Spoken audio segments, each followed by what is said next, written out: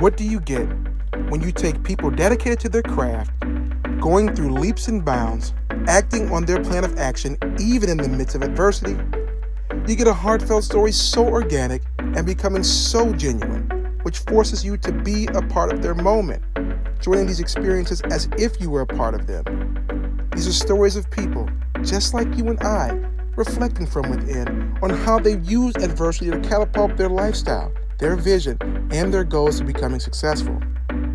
Here at the Stories to Savor Network, we welcome you to this wonderful, heartfelt show entitled Reflections from Inside. So the next time you go through trials and tribulations, or having self-doubt, consider to let the stories resonate with you in hopes to inspire you to believe that you can do whatever you set your mind to do. So you went through this life of physical abuse, and at some point you had to wake up and recognize that there was some codependency. What were some of those signs and symptoms that you think you missed? Well, yeah, because at first, I didn't know what codependency was, and then actually, when I was being abused, and then I had the desire to go back, time and time again, I kept going back. So then I actually researched. I went to Al-Anon, because Al-Anon was free, and I couldn't afford a counselor. And so when I went in there, they're like, "Oh, you're codependent." And I'm like, well, what does that look like? What does that mean? Right. Yeah. And that is a dysfunctional relationship, but it's sort of like, it's patterned behavior. So it's, if that's all you're used to and that's all you know, that's what you're going to run back to. And so that's what I kept running back to. And then we get into like the sexual abuse. So, my youngest son was sexually abused at a very young age, and I didn't know who had done it, and it was by somebody who I trusted. And actually it was, we find out in the book who it was. And what some of the symptoms were, and was that we had gotten married, and then he had gained a whole bunch of weight, and then he was playing with my son, who he favored, and he was getting aroused. And so I wasn't quite sure, because we hadn't been intimate, because he gained all this weight. And so I went to my boss, because I had nobody else. I had no family, I had no friends. Sure. And we're on a trip, and I had asked him, I said, let me ask you a question. Say you had not been intimate in 10 years, and a little kid was jumping on your private area, would you get aroused? And he's like, what the hell is going on in your house? And so he freaked. So you weren't even aware Oh, that, no. yeah. Nothing, just completely freaked me out. You just thought it was more of a chemical thing because Right. you hadn't been intimate, Well, yeah, so it because- wasn't him really being... Yeah, I'm not a guy, so how would I know what Sure. is gonna, work or not work? So Yeah. I went to the marriage counselor and I told them everything that was going on in the house. And then they called me later that night and they said, we think your husband is sexually molesting your children and we have to call DCFS. Wow. And so I freaked out. So I went home and I confronted him with it, and he just sat there and just listened. And I was just like bawling and screaming, and I'm like, what, and I'm like, what? And he's like, what do you want me to say? I didn't do it? I'm like, that would be a good start, because I felt like I just told you the news and you're just sitting there. And so So for him, it was almost like routine, like, duh, that's what I'm doing. Well, he moved out. I took a lie detector test, which he passed. I pressed charges. They, couldn't do anything with it. My concern was what has happened since then. Has he done this to other children? What did it happen to him? Sure. So hindsight, there were a lot of red flags that I didn't see at the time, because of course you don't want to think that your child is being sexually abused. Yeah.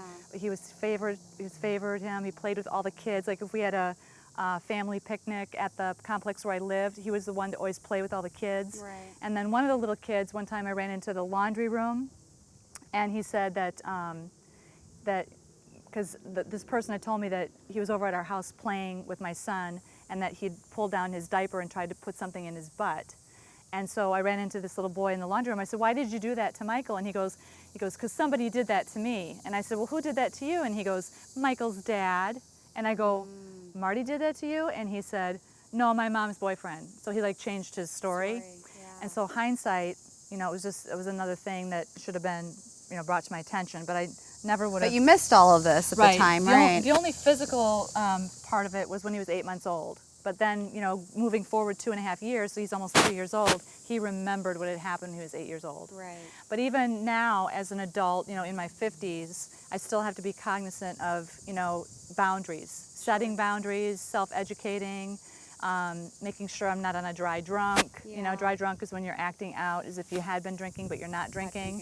So there's a lot more in my book about alcoholism and how to, instead of stuffing all of your pain, a lot of people will reach to self-medicate. which is one of the things that I chose to do. So unfortunately, but by the grace of God, I was saved like in an instant, and it's a complete miracle, and I explain it in my book. And so, you know, I talk to God all day long. You know, before I had a connection with God, but I thought it was luck, and now I realize it's blessings. Right. And so it's through the grace of God and getting to love myself.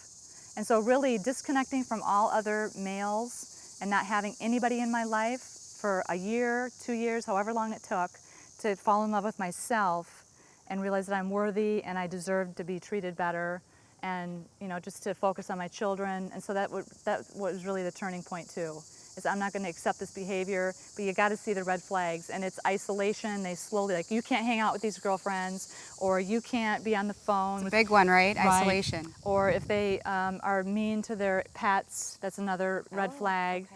Or, you know, they're always control freaks. Like, you Yeah. can't wear this, or you can't do that. You know, you should be able to do whatever you want to, whenever you want to, Yeah. within a matter of, you know, certain boundaries. But there are many boundaries books that you can read from Henry Cloud, which I went through my church and discovered a lot of those, so that was very helpful. But it's something that, you know, you certainly don't want to repeat. And so if you have been raised in a home where it's been, you know, where you're codependent or where you're in a bad environment, then I would just recommend you recognize it and say, okay, it's going to stop right here. You're going to draw the line right here. This is where it ends. So it's up to you as a person to make that choice. And, you know, doing the hard thing is always the better choice. You know, so it's really easy to be an alcoholic, but it's hard to become a recovered alcoholic. So it's really easy to stay with somebody who's beating you. It's really hard to leave that situation because it's scary and you're terrified. And so for all of those listening, first I would encourage you to read my book, and secondly, just to make the right choice every day. And sometimes you have to make that choice over and over all day long. So it's a choice. Everything's a choice. So with that, Stacy, now that you've come on this glorious journey through all this turmoil, and here you are triumphing, right?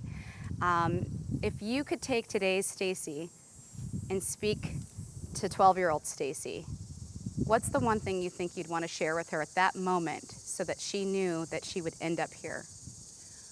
I would probably tell her that you can do anything.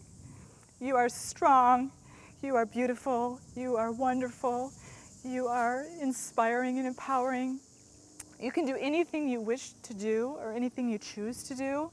It's all inside you. God plants seeds in everybody, and whatever it is that you love to do, you need to find out what that is and then roll with it, because if, you know, it's not about money, it's about what your passion is. So follow your passion, and when you do that, then the money will just come. You know, I've raised my kids, you know, don't lie, don't steal, don't cheat, you know, and they always joke around and say, what would happen if we did? And I said, well, your arm will fall off, you know. So it's kind of a standing joke in our house. But I really was able to take the negative out of my life and raise my children in a positive environment to where they are living the dream, and they're not addicted to drugs, and they're not, you know, alcoholics, and they're, you know, healthy environment, and they have healthy relationships. And so, you know, that's where I get all of my feedback from, is my children. You know, when your children are doing well, you know that you've done a good job. So I wouldn't change a thing if I had to go back, because a lot of people say, what would you change if you had to go back and do it over again? I wouldn't change a thing, because it made me who I am today. And that's a strong, independent, you know, go-getting, tough woman. When you take time to reflect from inside, you give yourself permission to let go of the past so that your spirit can truly soar into the future. We hope you'll join us next time. I'm your host, Robynn Roxx, and this is another episode of Reflections from Inside on the Stories to SAVOR Network.